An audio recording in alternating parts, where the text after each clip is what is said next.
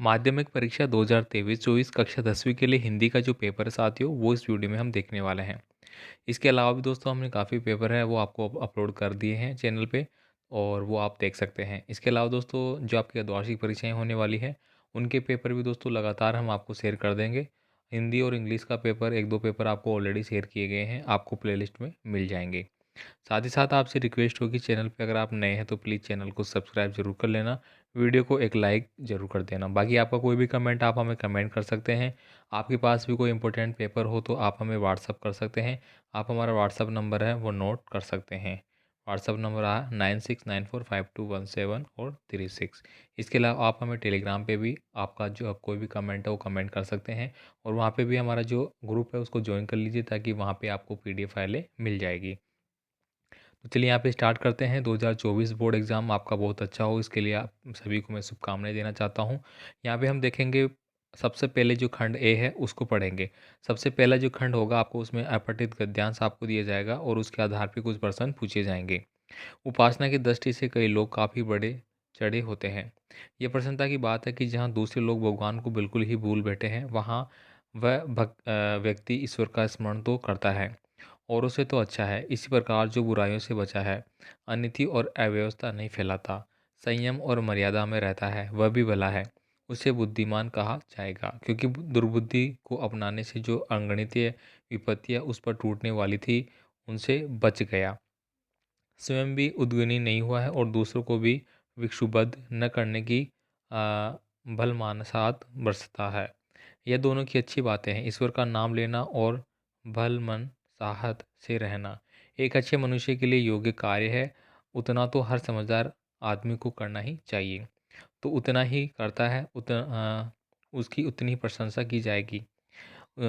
उसके अनिवार्य कर्तव्यों की उपेक्षा नहीं की है, और दुरात्माओं की होने वाली दुर्गति से अपने को बचा लिया है। तो इस प्रकार से ये पैसेज हमने पढ़ लिया है, पैराग्राफ पूरा पढ़ लिया है। अब इसके प्रश्नों के हम आंसर देने वाले हैं। उपयुक्त गद्यांश का उचित शीर्षक क्या होगा? तो यहाँ पे शीर्षक है वो बुद्धिमान और दुर्बुद्धि हो जाएगा। यहाँ पे इसमें बताया गया है कि जो ईश्वर की उपासना करते हैं, ईश्वर को किसी न किसी रूप में मानते हैं, अच्छे कार्य करते हैं, वो बुद्धिमान कहलाएंगे। और जो ऐसे कार्य नहीं करते हैं वो क्या कहलाएंगे? आपके दुर्बुद्धि कहलाएंगे। एक समझदार आदमी को क्या नहीं करना चाहिए? तो यहाँ पे ऑप्शन नंबर ए हो जाएगा, अनीति और अव्यवस्था फैलाना। इस प्रकार का कार्य उसको नहीं करना चाहिए। नेक्स्ट देखिए, यहाँ पे 3 नंबर का क्वेश्चन है, ईश्वर का नाम लेना और भलमन साहत से रहना योग्य कार्य है। तो ये किसके लिए कहा गया है? तो इसका आंसर बी हो जाएगा, अच्छे मनुष्य के लिए कहा गया है। तो ऑप्शन नंबर बी मेरा सही आंसर रहेगा। नेक्स्ट देखिए, यहाँ पे अगला है, बुराइयों से बचने वाला कहलाता है। तो बुराइयों से बचने वाला क्या कहलाएगा भाई? तो फोर्थ नंबर में ऑप्शन नंबर डी हो जाएगा। क्या? बुरे मनुष्य के लिए, अच्छे मनुष्य के लिए, अच्छे बुरे मनुष्य के लिए, क्या कहा गया? तीनों के लिए। तो 3 नंबर मैं कौन सा करता? हाँ, 3 नंबर का कर रहे थे हम। 3 नंबर में बी ऑप्शन हो जाएगा, अच्छे मनुष्य के लिए। 4 वाला कौन सा था? बुराइयों से बचना वाला कहलाता है। तो वो कहलाएगा मेरा डी। मतलब बुद्धिमान भी कहलाएगा, समझदार भी कहलाएगा, औरों से अच्छा, और सभी इसमें बातें होंगी, तो डी मेरा सही आंसर रहेगा। नेक्स्ट देखिए, किसी मनुष्य की प्रशंसा नहीं की जानी चाहिए। तो किस प्रकार के मनुष्य की प्रशंसा नहीं की जानी चाहिए? तो इसका आंसर ऑप्शन नंबर ए होगा, जिसने कर्तव्यों की उपेक्षा की हो। ठीक है। नेक्स्ट देखिए, यहाँ पे आपको एक अपठित काव्यांश दिया जाएगा गद्यांश के बाद, और 6 नंबर से लेकर 10 नंबर तक के प्रश्न है वो इससे पूछे जाएंगे। इस समाधि में छिपी हुई है एक राग की डेरी, जलकर जिसने स्वतंत्रता की दिव्य आरती फेरी। तो यहाँ पे स्वतंत्रता से रिलेटेड है वो पंक्तियाँ लिखी गई है। ठीक है, किस प्रकार से स्वतंत्रता सेनानियों ने स्वतंत्रता दिलाने के लिए अपने बलिदान दिए थे, सब कुछ यहाँ पे बताया गया है। वीरताओं की बात यहाँ पे बताई गई है। तो चलिए अपन इसके बारे में यहाँ पे पढ़ने के बाद हम क्या करेंगे? इसके प्रश्न आंसर करेंगे। प्रस्तुत काव्यांश का उचित शीर्षक की अगर मैं बात करूँ तो क्या हो जाएगा? मेरा ऑप्शन नंबर सी हो जाएगा, झांसी की रानी की समाधि। तो यहाँ पे जो पूरा गद्यांश है वो इसी के बारे में पढ़ा गया है। देखिए यहाँ पे झांसी की रानी, ठीक है, अंतिम लीला स्थल वही लक्ष्मी मर्दानी थी, यही कहीं पर बिखर गई वह भाग्य विजय मालाशी। उसने फूल यहाँ संचित है, यह स्मृति सी साला सी। ठीक है, इस प्रकार से ये जो कहा गया है वो किसके बारे में कहा गया है? झांसी की रानी की समाधि के बारे में। नेक्स्ट देखिए, रानी की समाधि किसका प्रतीक है? तो रानी की जो समाधि थी वो किसका प्रतीक थी भाई? तो वह स्वतंत्रता का प्रतीक है। स्वतंत्रता के लिए ही उन्होंने अपना बलिदान दिया था। तो ये मेरा सही आंसर रहेगा। वो गुलाम नहीं रही थी, वो दासता सी नहीं रही थी, वो परतंत्रता की नहीं थी, वो स्वतंत्रता की थी। वीरों का मान बढ़ता है, तो वीरों का मान कब बढ़ता है? युद्ध में बलिदान देने पर, ठीक है, युद्ध में अपने बलिदान देने पर जो वीर है उनका क्या बढ़ता है भाई? उनका मान बढ़ता है। इसी बात देखिए, समाधि में किसकी राख की ढेरी छिपी हुई है? तो पाठ किसके बारे में बोला गया है? ये जो गद्यांश है पद्यांश, वो किसके बारे में बोला गया है? वो बोला गया है हमारा किसके बारे में? यहाँ पे जो हमने बात करी थी समाधि वाला, उसमें जो सो बात की गई है हमारी लक्ष्मीबाई के बारे में, रानी लक्ष्मीबाई, तो मेरा सही आंसर रहेगा। रानी लक्ष्मीबाई को एक और अन्य नाम से भी जाना जाता है, तो ये आपने देखा था किस नाम से जाना जाता है? मर्णकर्णिकाएँ, ठीक है, तो ऑप्शन नंबर सी मेरा सही आंसर रहेगा। इसके बाद देखें यहाँ पे ठोर का क्या अर्थ है? देखिए 11 नंबर में आप आंसर करेंगे ऑप्शन नंबर बी, ठोर का अर्थ होता है स्थान या फिर अवसर। गतोंग में श्वेत पत्रिकाएँ किस अवसर पर पहराई जाती है? तो यहाँ पे मेरा आंसर सी हो जाएगा, शोक के अवसर पर पहराई जाती है, ठीक है। अब यहाँ पे देखिए रिक्त स्थान वाले प्रश्न आपके आ जाते हैं। जिन संज्ञा शब्दों से किसी भाव, गुण अथवा किसी क्रिया के व्यापार आदि का बोध होता है, उन्हें हम क्या कहते हैं? तो भाव की बात आ गई तो सीधी सीधी बात है, आप उसको क्या करेंगे? सॉरी भाववाचक भाववाचक संज्ञा वो कहलाएगी। नेक्स्ट देखिए यहाँ पे अगला है, पुरुषवाचक सर्वनाम के जो भेद है वो कितने होते हैं भाई? तो यहाँ पे आपको करने हैं 3 भेद होते हैं। कितने? 3। यह सुंदर गाय है वाक्य में विशेषण है, तो यहाँ पे विशेषण किसके बारे में बात की गई है? उसकी गुणों के बारे में बात की गई है, तो यहाँ पे गुणवाचक हो जाएगा। गुणवाचक विशेषण यहाँ पे होगा। घोड़ा दौड़ता है, ये किसका उदाहरण है? तो यहाँ पे अकर्मक क्रिया हो जाएगी इसमें, ठीक है, घोड़ा दौड़ता है। तो हम ऑप्शन अपन पूछेंगे ना, क्या दौड़ता है क्या? तो आंसर क्या आएगा? घोड़ा। तो अगर वो किसके साथ जुड़ रहा है? कर्ता के साथ, तो वो कौन सा हो जाएगा आपका? देखिए कर्म के साथ आएगा तो आपका देखिए सकर्मक होता है कर्ता के साथ, अकर्मक होता है क्रिया के साथ। तो अपन बोला क्या मतलब घोड़ा दौड़ता है, तो क्या क्या मतलब, तो क्या क्या ऑप्शन आएगा मेरा? दौड़ता है। तो यहाँ पे मेरा अकर्मक हो जाएगा। यहाँ पे देखिए संस्कृत में कुल कितने उपसर्ग होते हैं? तो यहाँ पे आपको बताना है संस्कृत में कुल 22 उपसर्ग होते हैं। मोहित शब्द में जो प्रत्यय लगा हुआ है वो कौन सा है? तो इत प्रत्यय लगा हुआ है, ठीक है। नेक्स्ट देखिए यहाँ पे 13 नंबर का क्वेश्चन है, उन्नति शब्द का संधि विच्छेद कर संधि का नाम है वो आपको लिखना है। तो यहाँ पे उन्नति का क्या हो जाएगा? उत्धन मेरा उत्धन हो जाएगा मेरा, ठीक है। सॉरी सॉरी, यहाँ पे उन्नति शब्द पूछा गया तो उन्नति हो जाएगा मेरा, उन्नति धन उत, ठीक है।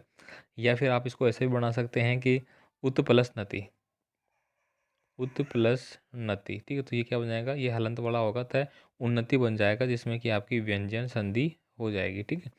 नेक्स्ट देखिए कर्मधारय समास और बहुव्रीहि समास में अंतर है वो आपको लिखना है।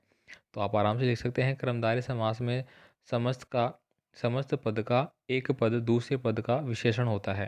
देखिए कर्मधारय का मतलब ही क्या होता है कि वो उसकी क्रम की प्रधानता बता रहा है, तो इसमें क्या होता है? आपका विशेषण से रिलेटेड जरूर होता है।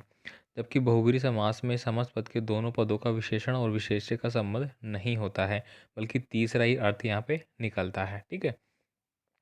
चांदी का जूता मारना मुहावरे का अर्थ सहित वाक्य में आपको प्रयोग करना है। तो यहाँ पे आप लिखेंगे रिश्वत लेकर काम करना, ठीक है। आपने क्या लिखा? रिश्वत रिश्वत लेकर कार्य करना। अनेक कार्यालयों में भ्रष्टाचार फैलने से चांदी का जूता मारने से ही काम बनता है। मतलब वहाँ के जो कार्यालय हैं, कोई भी सरकारी दफ्तरों की बात करें, सब पैसे लेके ही कार्य करते हैं, तो यहाँ पे ये सटीक बात हो सकती है। घर की मुर्गी दाल बराबर लोकोक्ति का अर्थ स्पष्ट आपको करना है। तो यहाँ पे देखिए सहज सुलभ वस्तु का कोई स्वभाव नहीं होता है, ठीक है। मतलब घर की मुर्गी दाल बराबर, मतलब घर की जो व्यक्ति होती है उनको कुछ भी नहीं समझा जाता, जबकि दूसरों को काफ़ी महत्व दिया जाता है। तो इससे आप अंदाज़ा लगा सकते हैं। आगे देखिए यहाँ पे नौबत खाने में इबादत से क्या तात्पर्य है? तो यहाँ पे हो जाएगा नौबत खाना प्रवेश द्वार पर मंगल ध्वनि शहनाई द्वारा बजाए जाने वाले स्थान को कहते हैं, जबकि शहनाई वादक के साथ ईश्वर की प्रार्थना अर्चना करना इबादत कहलाता है। मानवता के विकास के लिए किस मानवीय गुण का स्थान सर्वोपरि है? तो यहाँ पे आप लिख सकते हैं कि दूसरों के प्रति सहानुभूति एवं मानवता का भाव रखना। मतलब जो दूसरे लोग हैं, ठीक है, तो दूसरों के साथ हमें क्या करना चाहिए? मानवता का भाव रखना चाहिए। किसका? मानवता का भाव हमें रखना है। साथ ही साथ त्याग की भावना तथा रखना है, और मानवीय सर्वोपरि गुण इसको माना जाएगा। इसके बाद देखिए आत्मकाव्य काव्यांश में प्रतीकार्थ क्या है? तो इसमें क्या हो जाएगा भाई, इस यहाँ पे आप लिख सकते हैं कि इसका प्रतीकार्थ यह है कि इस नासवान संसार में दुख तकलीफ़ों का कोई अंत नहीं है। ठीक है, यानी कि ये जो संसार है इसमें आपको अनंत तक दुख तकलीफ़ें वो मिलती रहेंगी। नेक्स्ट देखिए यहाँ पे है बादल किसका प्रतीक है। तो दोस्तों बादल है वो पौरुष और क्रांति का प्रतीक माना गया है। यह तंदूरी तो मुस्कान कविता में कवि ने किसकी मुस्कान की मनोहर बारे में बात की गई है। तो इसमें दोस्तों कवि ने बच्चे का मनोहरी वर्णन किया है। जो बच्चे के बारे में आपने पढ़ा था पाठ में, उसके बारे में आपको लिखना होगा। मन्नू भंडारी को साहित्यिक दुनिया से परिचय किसने करवाया था। तो यहाँ पे भी आप इसके बारे में है वो आराम से लिख सकते हैं मन्नू भंडारी के बारे में। मन्नू भंडारी को उनकी हिंदी की प्राध्यापिका शीला अग्रवाल ने चुन चुनकर साहित्य पढ़ने की सलाह दी तथा साहित्य से परिचय करवाया था। इस प्रकार से आप लिखेंगे। गतों की सुंदरता का क्या कारण था। दुलारी के व्यक्तित्व की कोई तो विशेषताएं आपको बतानी है। इसके बाद देखिए यहाँ पे सेक्शन बी आपका आता है जिसमें ये प्रश्नों का आंसर आपको देना होगा। जॉर्ज पंचम की नाक वाला पार्ट है दोस्तों, वो आपका 5 नंबर का प्रश्न है। वो बनेंगे 2 नंबर का और एक 3 नंबर का बड़े। इसको आप अच्छे से कर लेना। गतों को मेहनतकश बदमाशों का शहर क्यों कहा गया है। अवयव को अविकारी क्यों कहा जाता है। गोपियों के द्वारा हमारे हरी हारिल की लकड़ी कहने का क्या आशय है। कस्बे के मुख्य चौराहे पर लगी नेताजी की मूर्ति हालदार साहब को दूरी क्यों लगती थी। इसके बाद देखिए पट्टिका की थी वह धुंधले प्रकाश की, कुछ तुर्कों और कुछ लयबद्ध पंक्तियों की। तो यहाँ पे एक पंक्तियाँ दी गई जिनको आपको एक्सप्लेन करना है। इसके बाद मैं बात करूँगा यहाँ पे संगीतकार के माध्यम से कवि किस प्रकार के व्यक्तियों की ओर संकेत करना चाहता है। पुराने समय में स्त्रियों द्वारा प्राकृत में बोलना क्या उनके अनपढ़ होने का सबूत है। पाठ के आधार पे आपको समझाना होगा। मुरमुरम से बिस्मिल्लाह खां के जुड़ाव के बारे में बताना है। लेखक की दृष्टि से सभ्यता और संस्कृति की सही समझ अब तक क्यों नहीं बन पाई थी। यहाँ पे देखिए महाकवि के जीवन चरित्र ऊपर आपको लिखना है। लेखक बदंत आनंद कौशल्यवान का जीवन परिचय आपको यहाँ पे बताना है। यहाँ पे देखिए आपको खंड से में जो व्याख्या वाले प्रश्न वो मिलेंगे जिनकी आपको सप्रसंग व्याख्या करनी है, तो इनको आप देख सकते हैं। राम लक्ष्मण परशुराम संवाद के बारे में आपको लिखना होगा। संस्कृति नामक पाठ था उसके बारे में, या फिर उस्ताद बिस्मिल्लाह खां की काशी को क्या देन थी। इसके बाद देखिए यहाँ पे आपको इन विषयों में से किसी एक पर आपको निबंध लिखना होगा। और इसके बाद देखिए ये सारे विषय आपको दिए गए हैं। इसके बाद देखिए यहाँ पे अगला आता है आपका स्वयं को राजकीय माध्यमिक विद्यालय जसूरी का छात्र किशोर मानते हुए अपने प्रधानाध्यापक को एक प्रार्थना पत्र लिखना है और जिसमें प्रयोगशाला कक्ष के अभाव की पूर्ति के लिए निवेदन किया गया है। या फिर दूसरा जो अलग दिया गया है, दोनों में से आप कोई सा भी यहाँ पे कर सकते हैं। इसके बाद देखिए आपके शहर में उद्योग निदेशालय द्वारा राष्ट्रीय हैंडलूम उत्पादों का प्रदर्शन किया जाना है, उसके लिए मेले का आयोजित करवाना है, तो एक विज्ञापन आपको लिखना होगा। या फिर अभिज्ञान कोचिंग सेंटर में छात्रों को प्रवेश लेने हेतु आकर्षित करते हुए एक आकर्षक विज्ञापन तैयार करना है। तो इस प्रकार से कक्षा 10वीं के लिए हमने हिंदी का एक पेपर है वो देख लिया है, जो कि आपके लिए काफ़ी इंपॉर्टेंट है और बोर्ड परीक्षाओं के लिए बोर्ड की ओर से जारी किए गए पेपरों में से एक पेपर है। तो मिलते हैं अगले पेपरों के साथ। धन्यवाद।